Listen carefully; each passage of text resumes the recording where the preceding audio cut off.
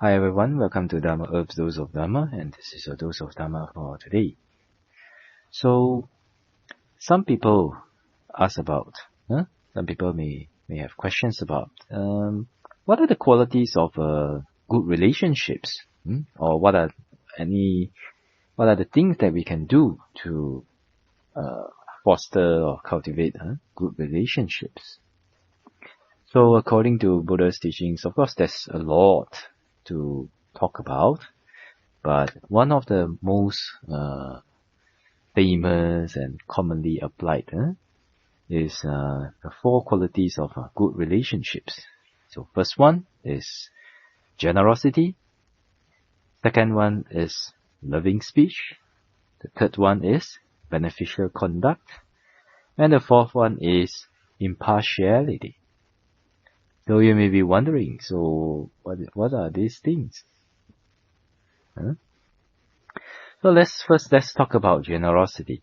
Okay, many people believe that generosity is one of the causes for prosperity, and it is that's why you will see many Buddhists they practice generosity and all that.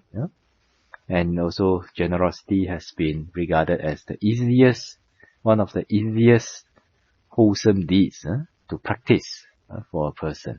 Okay, so that's why we have dana, sila, and bhavana in this order. First we practice generosity, then we practice moral restraint, or moral cultivation, and then after that we talk about mental development, like that.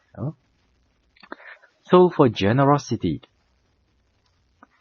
many people may not realize that actually generosity also helps in promoting relationships. What do you mean by promoting relationships? That means, for example, just very easy.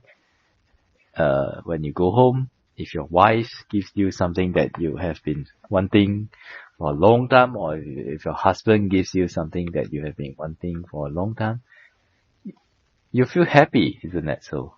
And because of that happiness and because you feel loved by your spouse or your family, then you have better relationships, isn't that so?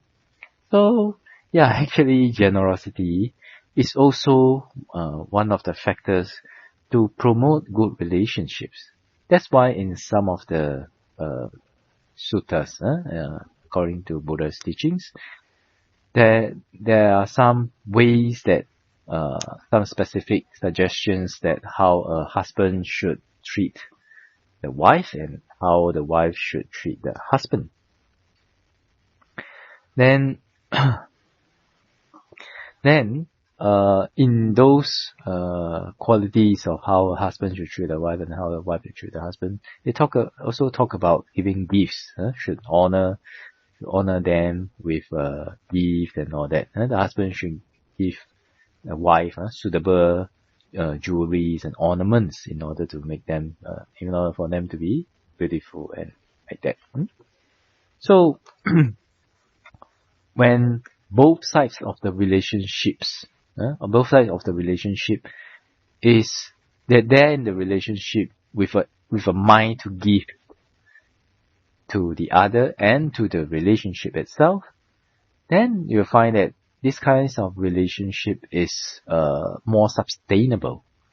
Because, if the relationship, whether it's between husband and wife or children or with friends or relatives, parents and children, etc.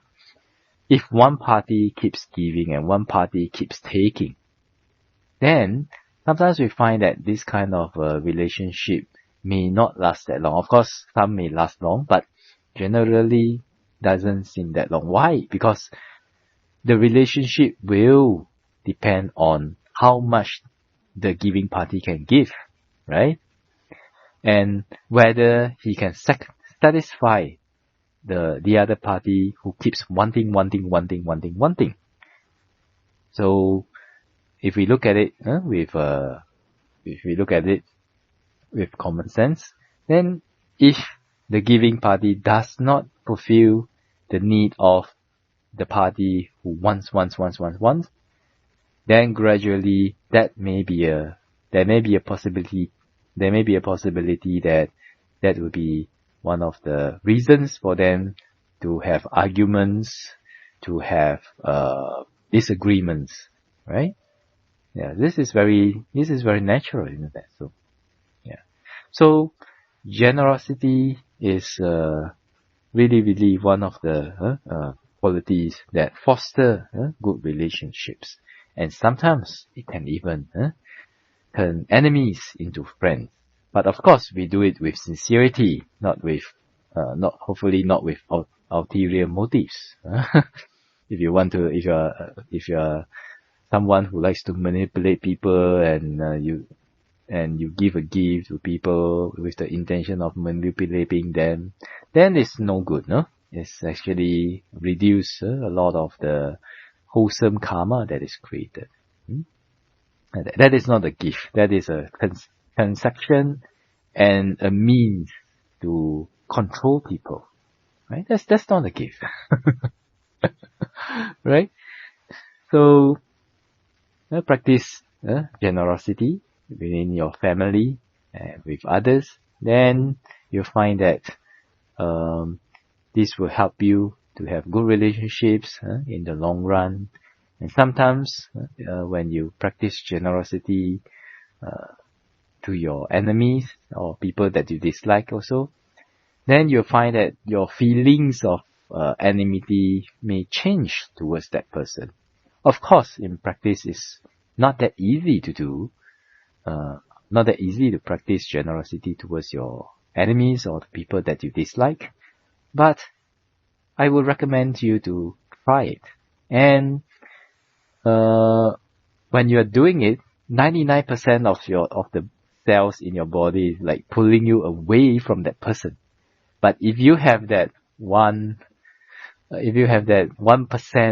of mindfulness, 1% of clarity of mind, just try to do it, right? And try to do it, and you find that sometimes your feelings of enmity may immediately change or lessen once you give them the gift, right?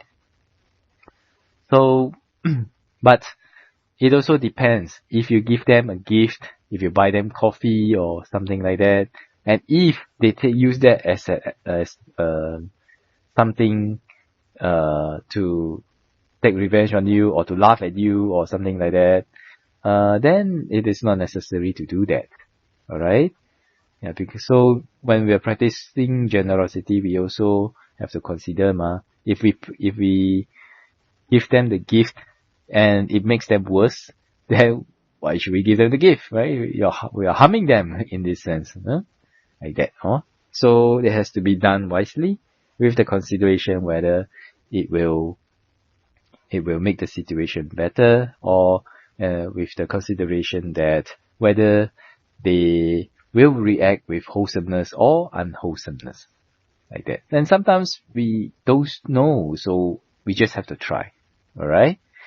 So that's the dose of Dharma for today. I wish all of you well, peaceful and happy, and hope everyone can practice generosity and have good relationships as much as you can, and may the Triple Gem bless all of us to be able to attain path, fruition and Nibbana as soon as possible. Sadhu, sadhu, sadhu.